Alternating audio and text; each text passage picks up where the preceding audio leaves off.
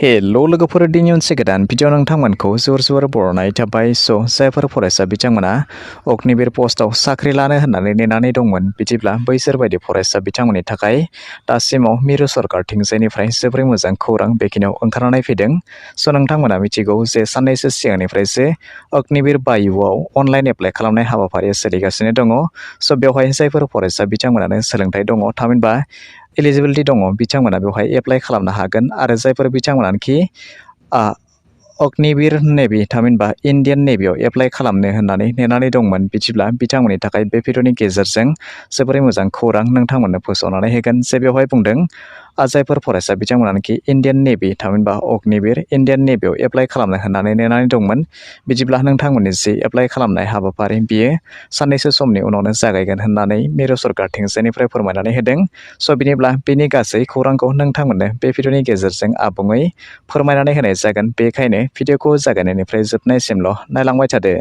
सरकारनि फोसावजानाय नटिफिकेसनाव फोरमायनाय बायदिब्ला बेवहाय बुंदों इन्डियान नेभि एसएसआर थामहिनबा सिनियर सेकेन्डारि रिक्रुटमेन्ट डिटेल्स। बेवहाय बुंदों नेमो पस्टआव दङ अग्निवीर थामहिनबा अग्निवीर इन्डियान नेभि। बेनिफ्राय बेवहाय टटेल भेकेन्सि थागोन 2800 थागोन होननानै बुंदों। आरो बेनिनो फिमेल केन्डिडेटफोरनि थाखाय 560 भेकेन्सि थागोन होननानै बुंदों। आरो बेयो जाबाय बेट्स नाम्बार नभेम्बर 2022।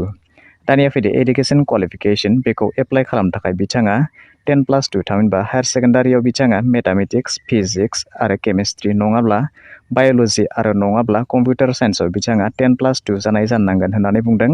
आरो बेखौ एप्लाइ खालामनो थाखाय बिथांनि बैसोआ बेवहाय फोरमायखानाय बायदियै बिथाङा 1 नभेम्बर 1999नि सिगांनि जानो मोननाय नङा आरो 30 एप्रिल 2005नि उननि जानो मोननाय नङा होननानै बिथांमोनखौ फोरमायनानै होदों। बिदिब्ला जायफोर बिथांमोनाखि बैफोर एलिजिबिलिटिसफोरा दङ, बिदिब्ला बिथांमोनाल'सो बेवहाय एप्लाइ खालामनो हागोन होननानै फोरमायनानै होदों।